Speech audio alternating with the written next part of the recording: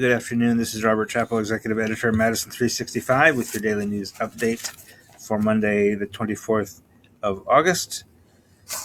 Today, as you're aware, I'm sure, kind of been a busy news day, so I apologize for being a little late today. I think what we'll do is we'll get through the coronavirus news first, since there's frustratingly, not a lot of news there. Because testing is still really, really low. But there's still, obviously we want to check in on a few things with regard to the coronavirus. And then we'll talk about the police shooting of 29-year-old Jacob Blake in Kenosha.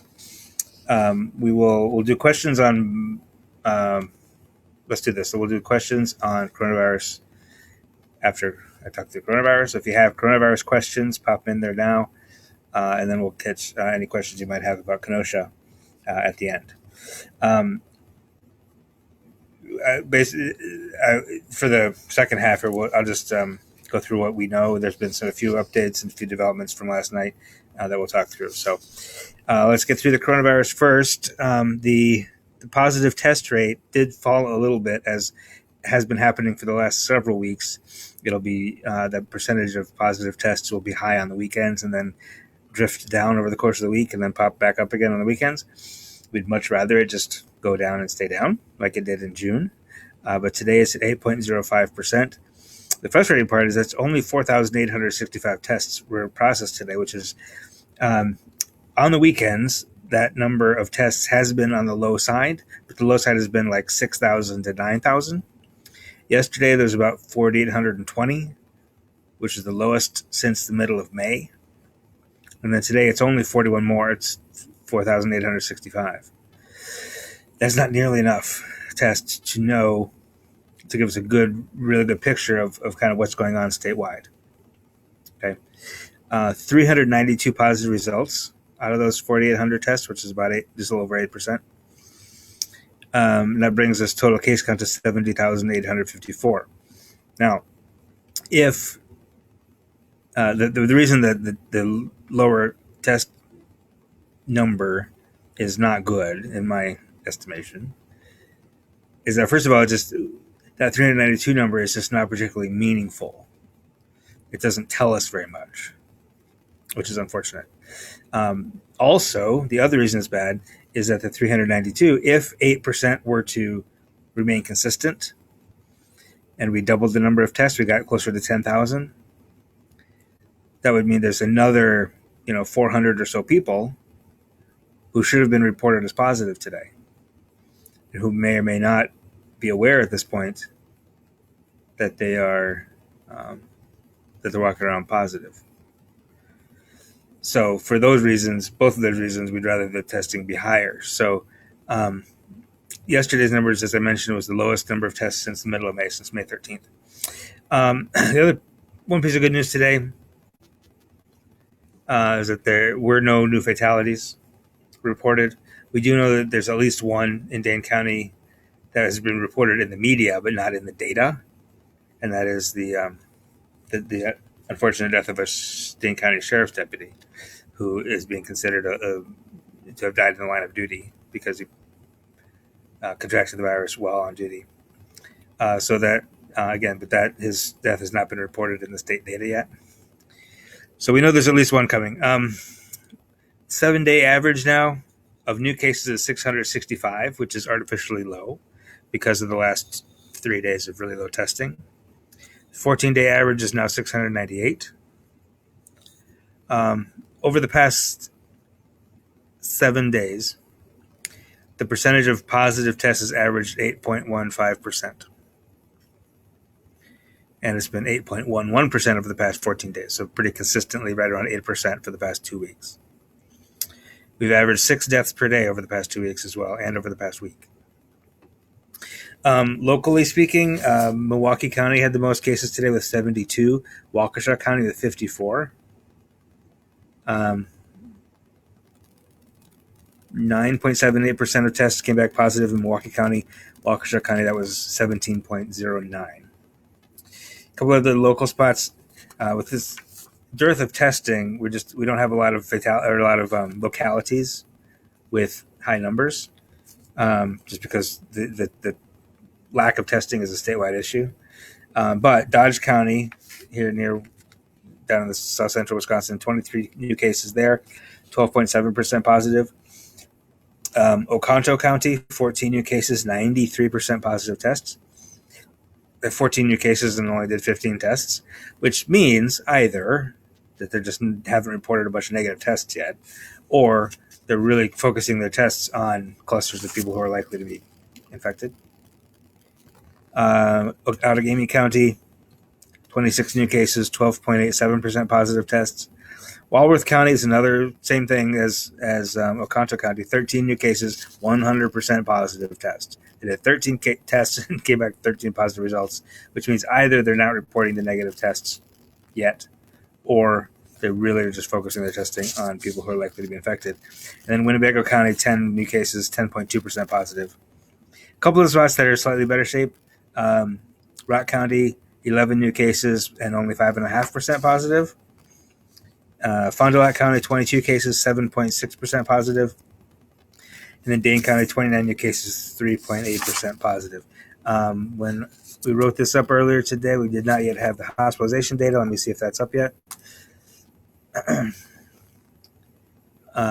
They've been releasing the hospitalization data later in the day recently. The hospitalizations have gone up slightly. We're not yet, I say this every day, we're still not in a place where we're going to overwhelm the hospitals. There's still plenty of capacity, but we do keep track of hospitalizations because it's a good measure of how severe the illness is in people who get it. 337 people currently hospitalized. That's 16 more than yesterday, but 28 fewer than a week ago today. So that's kind of a mixed bag, right? 121 of those people are in ICU units, intensive care units, which is 15 more than yesterday. So it went up slightly, still not a significant concern in terms of, obviously it's a significant concern for those people in the hospital. But it's not nearly as, it's not an issue in terms of overwhelming or overburdening the hospital system. Racial disparities continue to improve. This is not great to say that the proportion of cases that are Latino are now down to 21%, which means if you are Latino, you're about 3 times as likely to have been tested positive as any other ethnic group, because Latinos make up only 7% of the state's population. And to say that 3 times the likelihood is better than it used to be by a lot, that's not good to say, but it's still good to say that it is improving. Similarly, black people make up 13% of all cases, so they're about twice as likely to get it as a white person. And also, black people are also 20% of the deaths still. Rate of transmission is again higher than yesterday. It is now 1.13, which means on average, every 100 people who get sick pass it on to 113 more people, which means now there are 213 people sick, right? So each round of infection gets larger by 13%, which is not good. That's the 5th highest rate of transmission in the United States. Not good at all. So that's what I have for coronavirus for you. Seeing no questions on coronavirus, I'm going to go ahead and jump right into the news out of Kenosha. Here's what we know. You may have gotten bits and pieces of this last night. This happened yesterday at about 5:15 in the afternoon. News of it started to break in our networks up here in Madison. I started to hear about it probably around 8 o'clock. And I started reporting on it and gathering information, and I've been kind of on it all day. Our whole team is kind of on this all day. So here's what we know. And feel free to, if there's any additional information that you're aware of or questions that you have, feel free to drop them in the comments. The man's name was 29-year-old Jacob Blake. Witnesses said, after he was shot by the police, that he had been in the neighborhood. He was trying to break up a fight, and that police had responded to this domestic disturbance, which was a fight, and that he had been breaking it up. We have since obtained audio of the police scanner that you can hear the dispatcher relaying to the patrol officers what was being said. The person who called 911 did not say anything about breaking up a fight. The person who called 911 said that he was not supposed to be at her house and that he wouldn't leave and that he had taken her keys and wouldn't give them back. Now, those two narratives are not mutually exclusive, right? It is entirely possible that he was there to stop a fight and she didn't want him to stop that fight. That he was intervening in something in her life that she didn't want him to intervene in, or maybe he had her keys so that she couldn't drive away to confront somebody, or anything. I don't know. It's possible he was not. There was nothing to do with breaking up a fight. It's entirely possible that he was there just to bother her. In any case, we don't know for sure why he was there, what he was doing. It's possible, like I said, it's possible that he was that there was some sort of disturbance that he was trying to calm down, and that was not relayed to the 911 people, to the police, right? About 30 seconds after the dispatcher started communicating with the officers on patrol, she alerted them that he had an active warrant. He had a warrant for like trespassing and stuff like that. There was two misdemeanors and one low level felony that he had a warrant issued in July. The dispatcher alerted the patrol officers that there was a warrant. And then 30 seconds after that, so about a minute after the initial call, the person who was calling said, "Okay, he's leaving now. Everything's fine." And she became uncooperative, which is sort of police talk for she hung up. So it wasn't so much that she was uncooperative, but she was more like, it seems to me more like, okay, I called the police. I want him to leave. So I called the police so he would leave, and then he left. Problem solved. Police no longer necessary, right? The police still went to that address and engaged Mr. Blake. And then 5 minutes after the initial call came in, we're not sure how long it took police to get there. It's probably 2 or 3 minutes. But 5 minutes after the initial call is when they opened fire. So it's from the call 911 to shooting him in the back, it's 5 minutes. The only reason to mention that there was a warrant is that it explains why the police are trying to detain him. If he was leaving and there was no warrant and he was already like, okay, I'm done, I'm leaving, fine, there wouldn't have been any reason for the police to try to detain him. But I think it seems to me, again, this is kind of speculation on my part, but they're aware that there's a warrant. They're aware that he's, causing some somebody doesn't want him there for whatever reason. So they find out he has a warrant, so they're going to go serve the warrant and make the arrest, which is what they're supposed to do. And again, these charges, I see no evidence of previous charges. I know he had one little run-in like 5 years ago, but I don't think any charges were ever actually filed in that instance. But in any case, so they're there and they're like, okay, we're here. This guy's got a warrant, so we're going to take him into custody, which is what they're supposed to do. So they try to take him into custody. He's not cooperative. He's not actively resisting, at least according to the video that we see. They had him down. He got up. He's trying to get in his car. He opens the door, kind of leans into the car. There's video of this. This video, this lasts like 10 seconds, 15 seconds. I don't recommend watching it. But I'll describe it for you if you haven't seen it. But he's leaning into the car. Police officers kind of grab him by his arm, trying to stop him from going to the car. Presumably, you can't hear it, but presumably they're telling him not to go in the car. They're telling him to stop so they can detain him. He's leaning into the car, You don't know what he's reaching for, obviously. Okay. But the police officer grabbed him by the back of the shirt and started firing. Like, this is the range he's firing from. There are 7 shots fired. There's another police officer there with a gun drawn. Note, if a civilian draws a gun and even just points it at another person, it is a crime. Just pointing a gun at a person is a crime if you're a civilian. Okay. If he has 2 guns on him, it's not clear whether it's just one officer shooting or not. It's pretty clear from the video that the one holding him like this is firing at least a couple times, as you can see the recoil. But it's not super clear whether the other officer actually got any shots off or not. We don't have that level of detail yet. We do not know the name of the officer, either of the officers involved. There's been some people identifying them on social media. I have not seen any actual confirmation of that, so I'm not going to pass that along.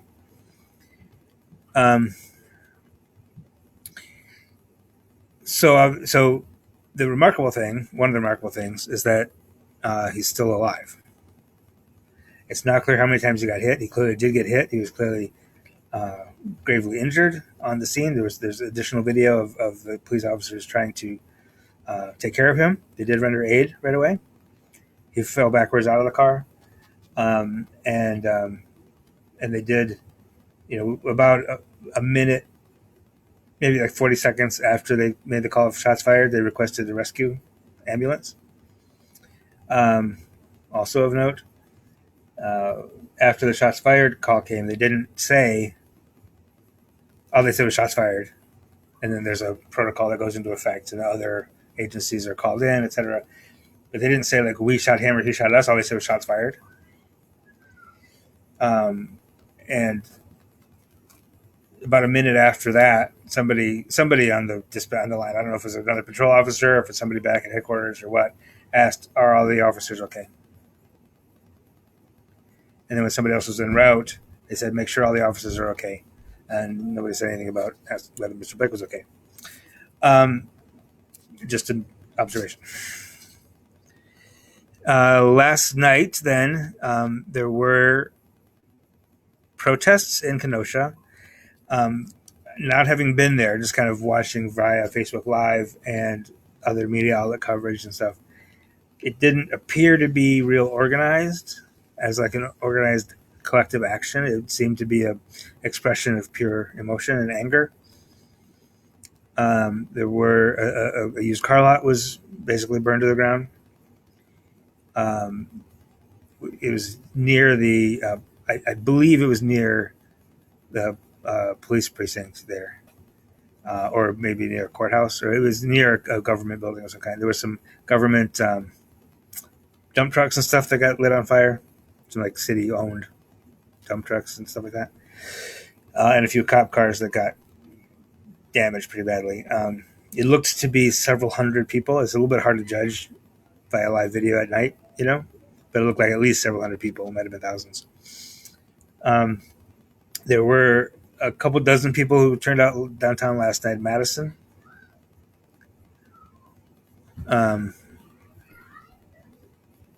That didn't cause, there was a couple windows broke in, but it sounds like there was some sort of either confusion or disagreement about the best course of action for people in Madison. Some wanted to, cause some damage, some others didn't. We do anticipate more protest actions tonight, both in Kenosha and Madison. We will have reporters at both places. I'm not sure how big those protests are going to be. The governor and lieutenant governor put out a statement.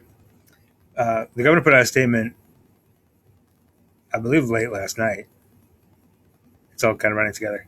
But late last night, the governor put out a statement that was pretty unequivocal. He didn't do the thing you expect him to do, which would be to say, like, let's wait for all the facts, et cetera, et cetera. He's laid it out as systemic racism. And then he and the lieutenant governor had a press conference today at 1 o'clock and called for a special session to take up police reform bills, a package of police reform legislation that they proposed in June. The Speaker of the House, Robin Vos, Speaker of the Assembly, sorry. The Speaker of the House is a federal thing. Speaker of the Assembly, Robin Vos, wants to form a task force on police violence or police accountability or something. I don't know if those things can go together, if there's going to be a special session. The last time we tried to have a special session of the legislature, or I should say last time the governor called for a special session, the Republicans gavelled it in and gavelled it out and didn't do anything. About an hour after the governor called for a special session on police reform, he announced that he would deploy the National Guard to support the police in Kenosha. Take that however you want. The mayor of Kenosha had a little press conference this afternoon. I unfortunately was not able to watch that. Our editor Dave Dahmer watched that, and we'll have a report later this afternoon. It sounds like he did not identify the officer or the officers involved. So what's next? The Wisconsin Department of Justice has taken over the investigation. Immediately after the shooting, the Kenosha police called in Kenosha County Sheriff and State Patrol to secure the scene. Because there were three officers placed on administrative leave, which is standard practice. And then the investigation was almost immediately turned over to the Division of Criminal Investigation within the Department of Justice. So it will be sort of under the purview of Josh Call, the Attorney General, to proceed with this investigation. Again, without getting, injecting too much opinion in this, I just want to note that, again, I mentioned the warrant only to provide context as to why the police were trying to detain Mr. Blake in the first place, why they felt the need to detain him. There's first of all, having a warrant for your arrest does not mean you're guilty. Having charges filed against you doesn't mean you're guilty. Having previous running with the law that did not result in any charges literally means you're not guilty of any charges that might have been filed at that time. As a law, he had not committed any crimes that I can see a record of until July of this year, when he was charged with these three crimes that seem to be related to his relationship with someone. There's a domestic situation that has led to those charges. Again, having those charges does not mean you're guilty. And even if you're guilty of any of those charges, Wisconsin does not use the death penalty. So if you have the urge to say,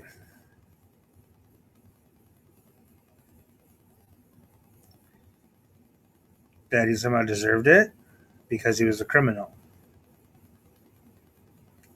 please keep that to yourself. That would be my advice to you. If you have the urge to say, well, he should have just listened, he should have just complied, like that's maybe true, but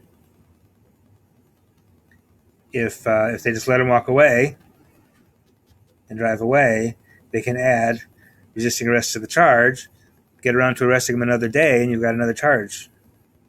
And he's not been shot 7 times. So that's, I think the discourse needs to reflect that. That there's no situation in which you could say he deserved it. The only thing you can say is that the that the police officer feared for his life, which is the standard, the legal standard, basically to be able to shoot somebody, you feared for your safety. But again, if there was a weapon in the car, he certainly didn't have it in his hand yet, and he certainly wasn't pointing it at them. So, we'll see what the investigation ends up finding, what those police officers end up saying, and we'll see also whether Mr. Blake pulls through and what he has to say if he does. So again, we will continue to monitor this situation. We'll continue to report on it, keep you informed. Catherine notes the governor's announcement, re the National Guard, said clearly they will not be there to hinder people's constitutional right to protest, which is absolutely true.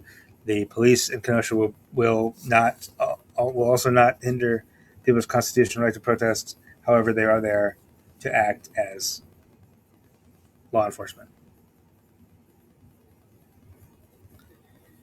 And that's, an hour after he has basically called for deep and sweeping reforms of law enforcement. I won't offer an opinion on that. It just struck me as possibly a mixed message. Anyway, appreciate your attention. Any other questions? Drop them in there right now. We'll mention one other later happier piece of news. The Forward Madison Football Club, your local professional soccer team, is now in third place, just 2 points out of the playoffs, thanks to a 3-1 win over who did they beat last night, you guys? Who did they play? Orlando City B. Sorry. It feels like that was a long time ago. The game was 4 o'clock yesterday. It seems like a long time ago. So they're in a really good position to make a bit of a run here, and there's a very abbreviated playoffs this year. It's just one game. The top 2 teams in the league will play a championship game. And that's it. So they are they're in very good form right now. There's a 3-game unbeaten streak. They're unbeaten at home, and they're a lot of fun to watch. I would definitely suggest you tune in sometime to watch them. They're fun. Again, appreciate your attention. All of this information is given to you freely. We firmly believe, and we decided when we first launched 5 years ago, that we would never charge for access to the news. We think whether it's coronavirus, whether it's police brutality, whether it's politics or anything else, you need to be informed to make the best decisions for yourself and your family. And we think that information, that state of being informed, should not be reserved for those who can pay for it. That's one of the many reasons that we went as the nonprofit route, because we decided we were basically going to cut off a potential source of revenue for ourselves by not charging. So we went the nonprofit route, we went to foundations, and we appealed to you, to the community, to help us keep this whole thing free and growing and going. This stuff is not cheap. I'm going to have basically 4 people on duty tonight, all day today and all tonight, and they're all professionals. They're getting paid. So, just to keep the site up with a lot of traffic, on the site today and yesterday, that bandwidth costs money. It just costs money to do all this. So if you have a mind to, and if you have the resources, please do go to Madison365.org/donate and help us keep this free and going, and help us keep the community informed. Appreciate your time very much. Have a wonderful afternoon. And if anything big happens between now and then, I'll pop back on here with a special report if necessary. Otherwise, I'll be back tomorrow. Enjoy your evening. Thank you again.